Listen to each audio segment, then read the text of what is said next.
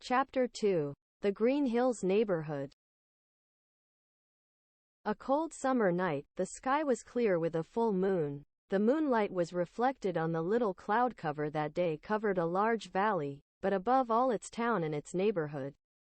It was Saturday, December 27, 2000, in the suburbs of Green Hills on the outskirts of the town Pizcet. Christmas had ended. Green Hills was a large neighborhood, with identical houses. With gray roofs, white walls, 2 stories, with large gardens and some with stables where the inhabitants who owned a horse used to have them, with wide and quiet streets where teenagers played and ran. The most dangerous thing was to find a surly and brave horse out of control, a rustler prowling around the place, or some wild animals such as snakes, eagles, deer, bears, or out-of-control pets, escaped from their owners' homes such as dogs and cats. It was around 10:45 in the morning on that Saturday, and in a fairly large house at number 6 Evans Street on 6th Avenue, with a large front and back garden, which stood out over the other houses of that street, was its peculiar stone veneer on its walls and columns at the entrance. There lives Gavin Fowler, a tall boy, with dark skin and curly black hair, brown eyes, 12 years old, who always liked to dress in dark clothes, especially black, shorts and comfortable shoes, a quiet, noble but very curious about the things around him. Gavin came from a family of fighters with weapons, as were some other families in the Pizcet town. But there were certain inhabitants and descendants of some families in the village who were not specialists in duels and weapons, but rather that they were families. That although they did not practice this, they were people with a lot of ingenuity, wisdom, cunning, experts in knowledge from literature, history, laws, masters in alchemy and priests. Great mechanical and motor abilities to help solve problems from another point of view. Thanks to this, Gavin had great skills with a wind element weapon, such as the boomerang, wooderang, which had been inherited from his family, the Fowlers. In the fighting families of Pizcet, not all the offspring of these families had magical and weapon combat skills. It was something that was inherited, but only in certain generations, after their grandmother, who was a combatant of the discipline of scholar, who were people with great knowledge in combat, in a physical and thoughtful way, with great strategies and always having a solution for problems, thus giving the next generation in the family tree of this family to be Gavin, the one chosen to develop those skills. Gavin counted the hours and days to enter Rhoda School, an academic institution that prepares young people between the ages of 12 and 20 for a profession according to the qualities they possessed. Many young people from different disciplines attend this if they are accepted in the admission process. Many develop combat skills, others knowledge skills. Carry out activities to help people heal physically and spiritually, scientific skills, invention of artifacts, among others.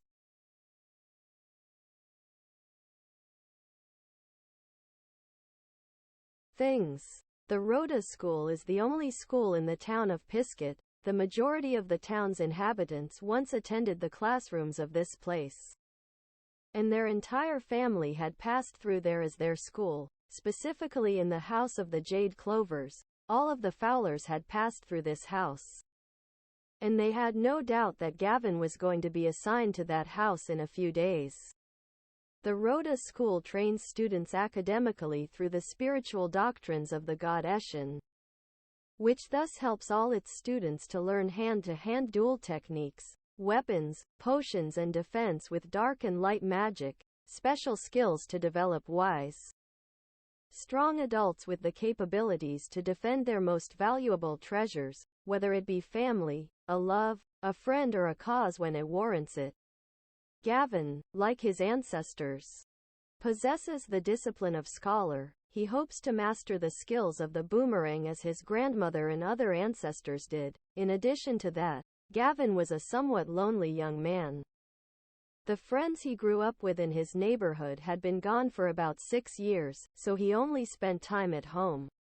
Gavin in his room, talking to his pillow every night, always thought that perhaps his destiny was to be alone, like a betta fish in a fish tank, but there was something inside him that motivated him to be at school. To meet new people and maybe make new friends and fill that void. The Fowlers are a well-known family of Pizcet. Their ancestors had been pioneers and founders.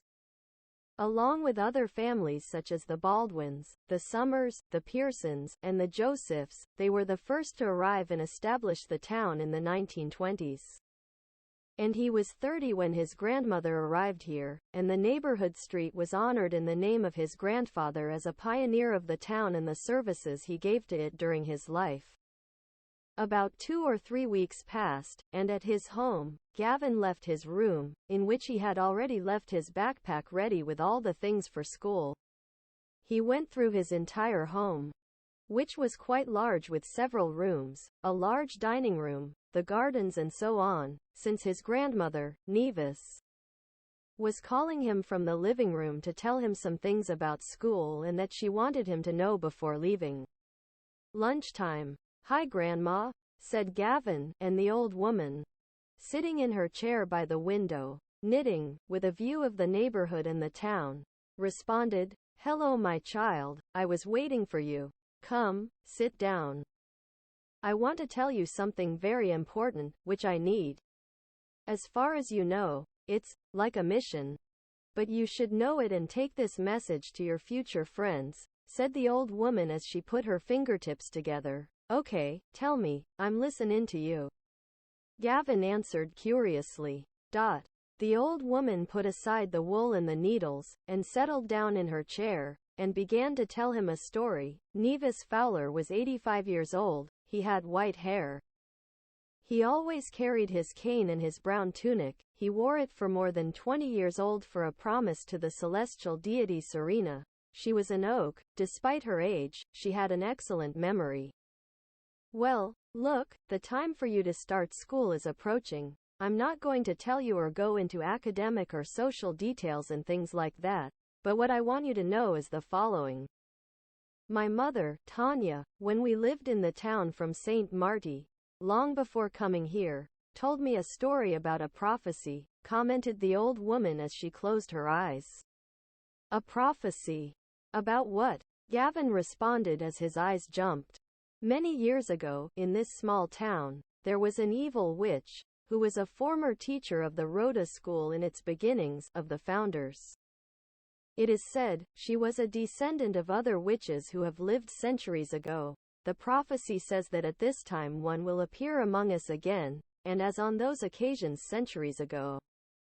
He will create an entire plan, which will take a few years, it is said to be about 12 years, and as time progresses, he will continue to add followers and power. Under the spiritual doctrines of the god Eshin, she will move the majority of the masses of the town, and will make the vast majority see her as a supreme being and thus be the most powerful person in the entire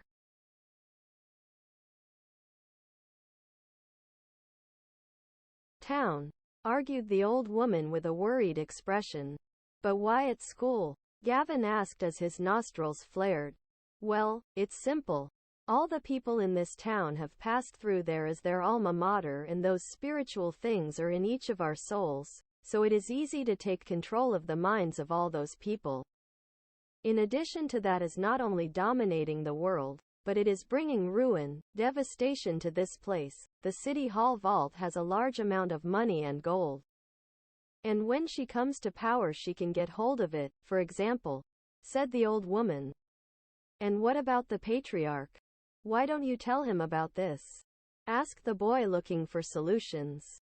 "They would believe us old men and women like me to be crazy and senile, who know about this prophecy.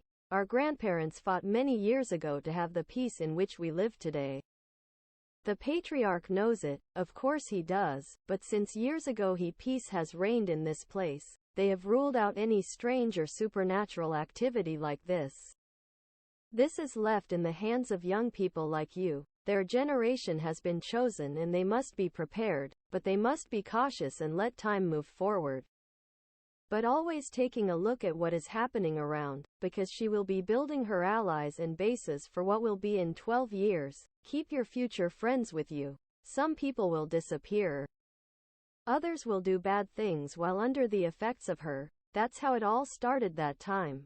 The old woman explained as she looked out her window. And you want me to do everything, Grandma? Asked the boy, whose expression was even more worried.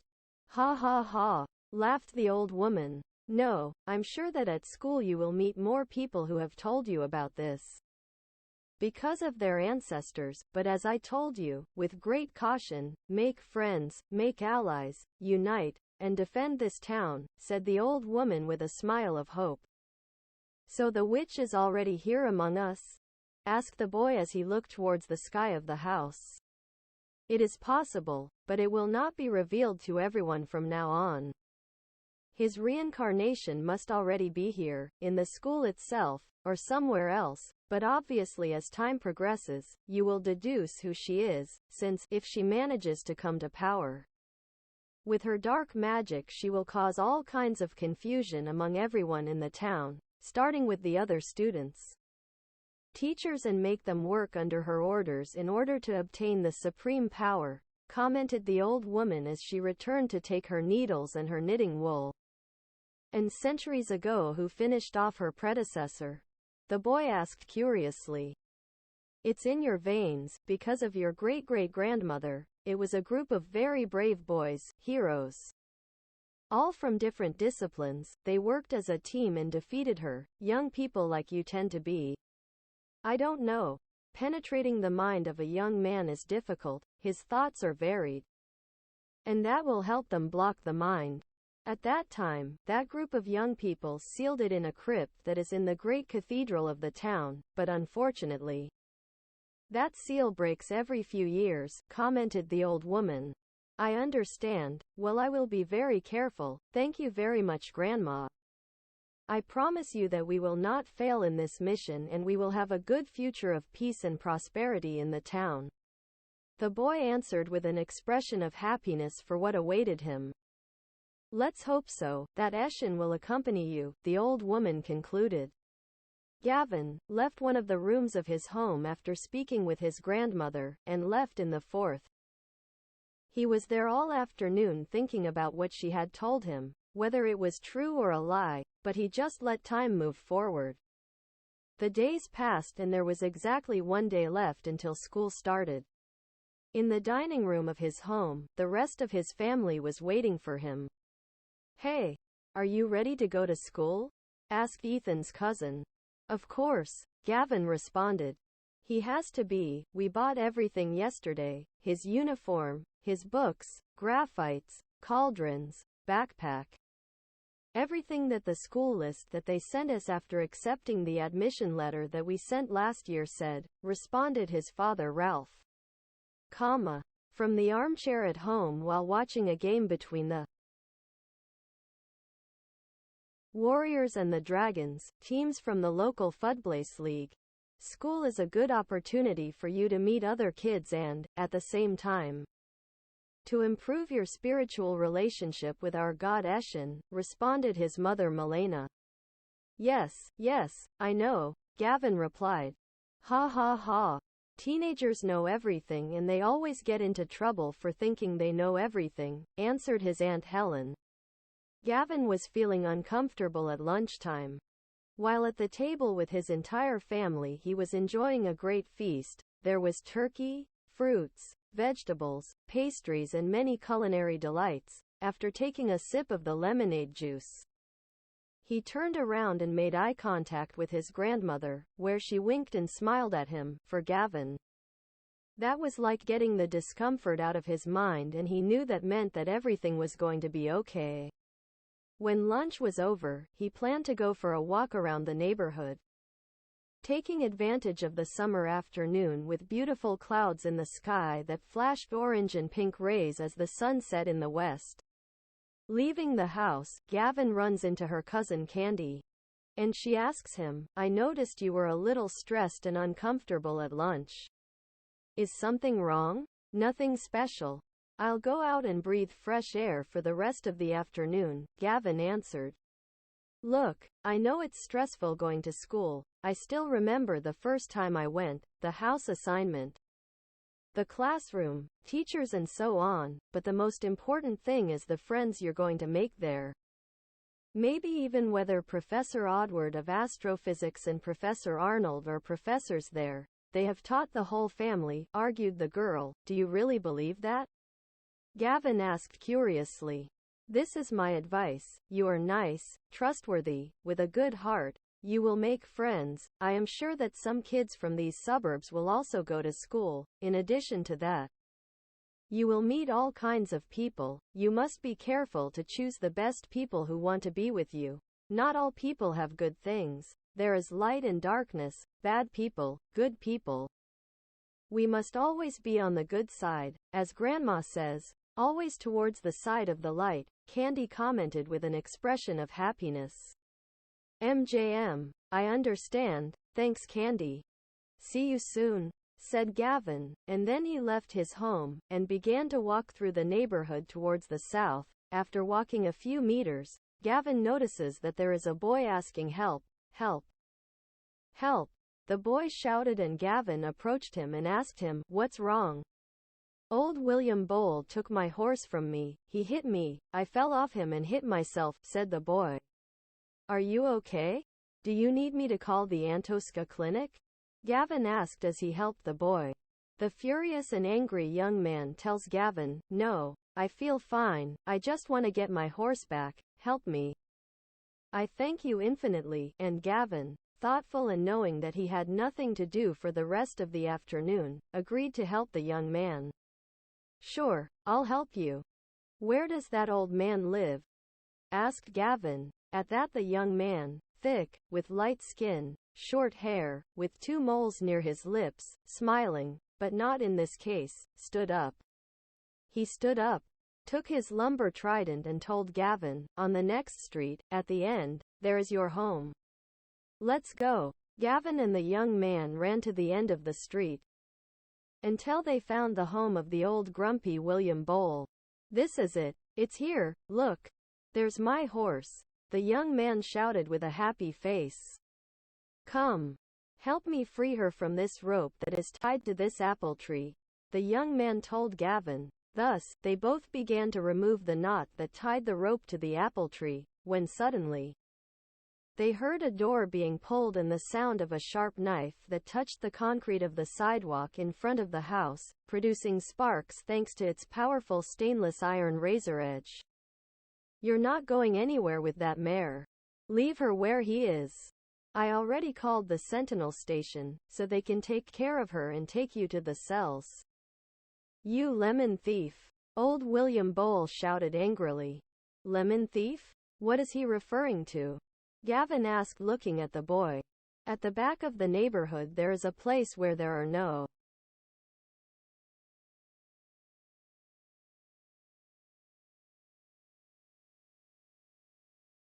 houses. It is a green field with trees and grass. We decided to go to rest there, me and my horse Chelsea, and I took, said the boy a little tense and sweaty, only 2 lemons. But old William Bowl was nearby and saw me. He approached me furiously, raising his knife and tried to hit me with it. I quickly got on the horse and escaped. But he caught up with me and then he pulled me from him. I didn't want to steal anything. I'm a young man and I know that's not right. I wanted to apologize to him, but he didn't agree. He's a little haughty and on top of that, he's drunk, the young man argued. Ha! Apologize. That's what all thieves say, and then they come back and take more. That's my property too. Lazy young people like you only deserve to go to jail and do community work, said the old man with disdain. At that the young man looked at Gavin and said, Help me with this. I won't be able to fight him alone, and Gavin replied, Okay, let's fight. You will also go to jail with him, busybody, the old man shouted angrily. Old William Bowl, short, dark-skinned, with a short mustache, a white cloth hat, black leather boots, a plaid shirt and gray pants, stands in front of the boys and raises his knife like a sword, a pocket knife. About 50 centimeters long. A silver blade whose edge had been made a few hours ago. In addition, it also had a sickle, a trident and a sharp rake. Gavin and the young man on the other side of him. Gavin takes out his boomerang and the young man readies his trident. William Bowl launches the first stab at the young man, but he makes a strong struggle with his wooden trident, lumber trident. And after being distracted, Gavin throws his boomerang towards the old man's hand and manages to remove the knife with one blow. The sharp knife flies through the air and both young men stare. Until the young man, with excellent catching skills, grabs the knife and now threatens the old man with two weapons, his trident and the knife. Old William watches them, even more furious. But he does not give up. Gavin throws the boomerang at him once more, this time at his other hand to prevent him from using another weapon. The young man, seeing this movement, takes the opportunity to make his final attack, combining the edges of his trident and the knife, thus leaving old William Bowl lying on the ground losing the duel, and with this, the fight ended. "We did it!" exclaimed the young man, and he shook hands with Gavin, and he responded, "Ha, ha, ha. That's right, what an excellent team we made." At that, the old man stands up and tells them, with a tone of defeatism and sadness, "Get out of here, you stupid meddlers. Take your stupid mare. I won't waste my time with some brats." After the duel in the neighborhood, Gavin and the young man take the road again through the neighborhood. The young man did not ride his horse, but walked next to her and Gavin while she was talking to him. He told her he was grateful for helping him get her back. "Hey, thank you very much for helping me get Chelsea back. Without you I wouldn't have been able to beat that old grump, by the way. I haven't introduced myself. How rude of me. My name is Roger, Roger Green. It's my pleasure, right?" "What's your name?" said the boy politely.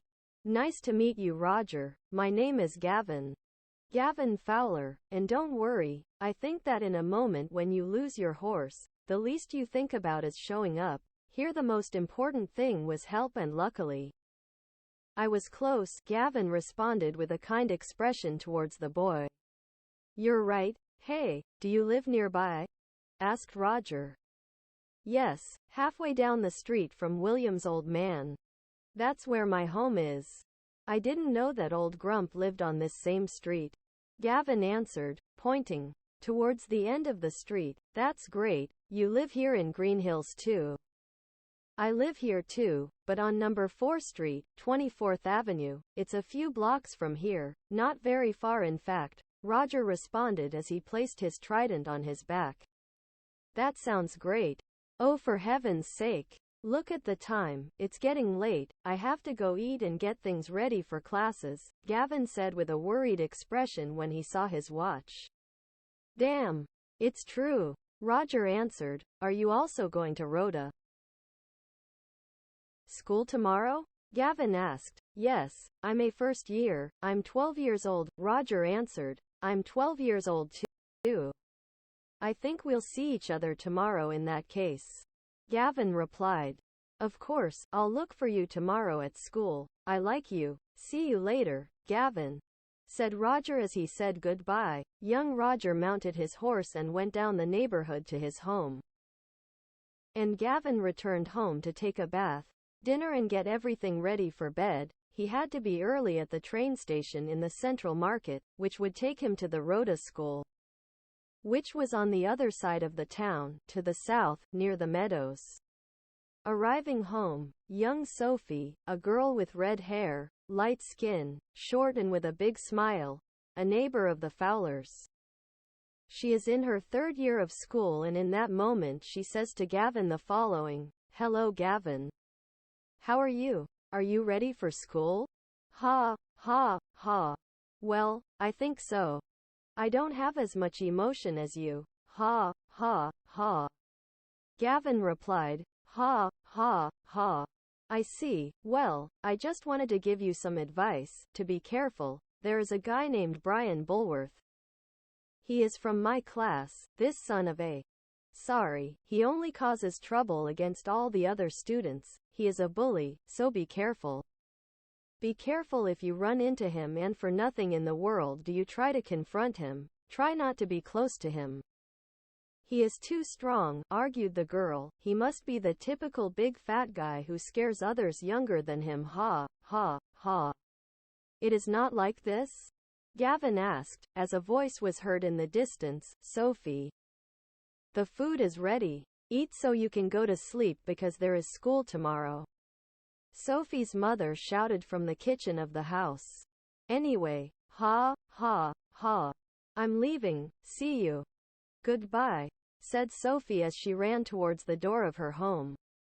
After this, Gavin says goodbye to Sophie, and a few meters away, he arrives at his home sweet home and gets ready to eat and sleep.